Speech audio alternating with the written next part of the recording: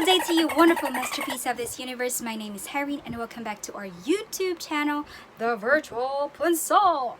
So if you're new to this channel, please do consider subscribing or hitting the notification bell button so that you won't miss out on any of my upcoming videos.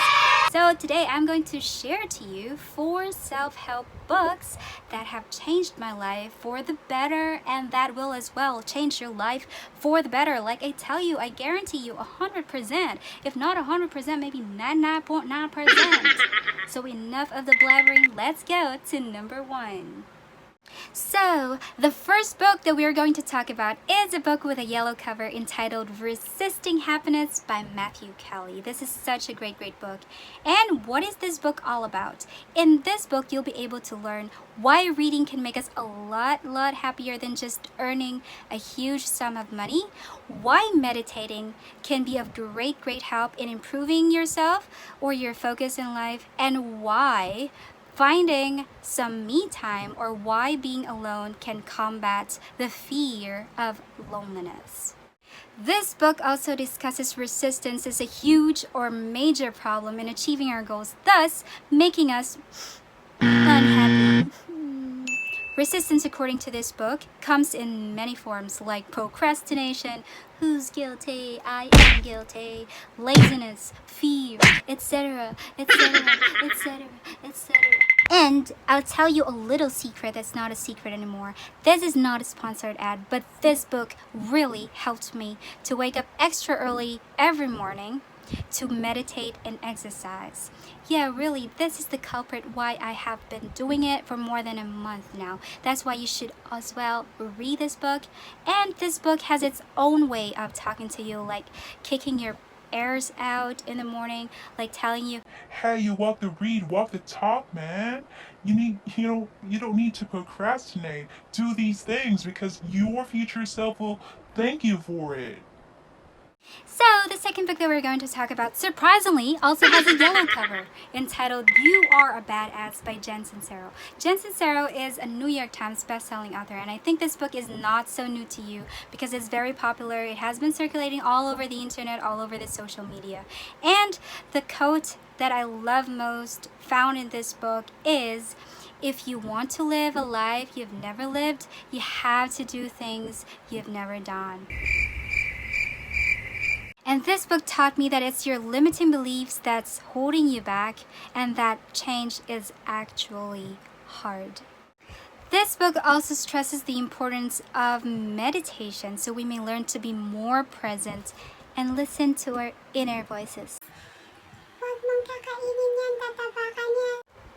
And most importantly, the best lesson that I've learned from this book is that we have to change our thinking first because our thoughts are what make our reality. And before we go to number 3, here's a very beautiful quote found in this book. One of the best things to improve the world is to improve yourself. Makes sense, right? Number 3 is Don't Sweat the Small Stuff by Richard Carlson. Richard Carlson is a stress management counselor, and this is a really great book, I tell you, because it will help us to eliminate our worry and anxiety by just simply not sweating the small stuff, you guys. Everything is like small stuff, like, oh my god. So why should you read this book, mga ma'am and sir? Because it contains 100 strategies on how to respond to life in a positive manner. And mind you, mga ma'am and sir, even if you don't care, I'm sharing this to you anyway. I've read this book like twice or thrice maybe because I just couldn't get enough of it. And if you're someone who's not into books having very complicated terms or terminologies or words, this is the best book for us. That's why I read it, because of its simplicity, yet its comprehensiveness in providing concise, bite-sized explanations in every chapter. Like, you should check it out. Some of the best lessons that this book has taught me is number 1, let others be right. To the right, everything you own in the back's to the right. In In addition, this book also helped me or encouraged me to write a heartfelt letter to myself or to others, and to be more patient, to be more kind, and to be more of what God wants me to be. And yay, we're down to the last number, which is number 4. Number 4 is First, We Make the Beast Beautiful by Sarah Wilson. This book actually contains 400 plus something pages, which is about the author's personal journey with anxiety, depression, mania, etc., etc. And what I love most about this book, aside from it's a very timely read because of the raising anxiety levels of people due to the pandemic or these trying times, is that it has its special way or own way of like talking to you. I felt like when I read this book, I was just talking to a friend over coffee. It's strongly relatable. And personally, I find this book very insightful and helpful because for me, it sheds light to issues which are not so commonly or publicly or openly talked about, like anxiety, depression, etc.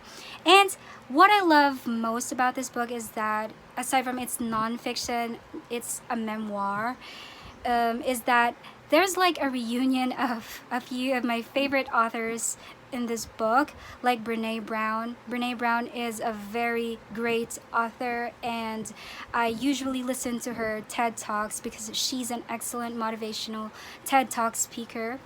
And also Mark Manson and Gretchen Rubin. Gretchen Rubin, who is the author of The Happiness Project, and I've read this book, and that is also a brilliant book.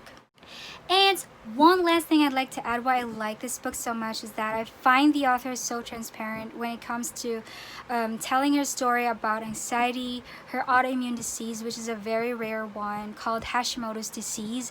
And for you to be able to express or tell something about your vulnerability to the public just like that requires so much courage. And let me end you with a beautiful quote found in this book. If you are depressed, you are living in the past. If you are anxious, you are living in the future. If you are at peace, you are living at the present. And that's it for today, guys. I hope you have learned something very useful or helpful in this video. And if you find this video entertaining as well, please do not forget to click the share and the like and the subscribe buttons. And this is once again your elf friend Hirene, reminding you to stay safe, stay healthy, stay sane, and don't let the bad elves get you.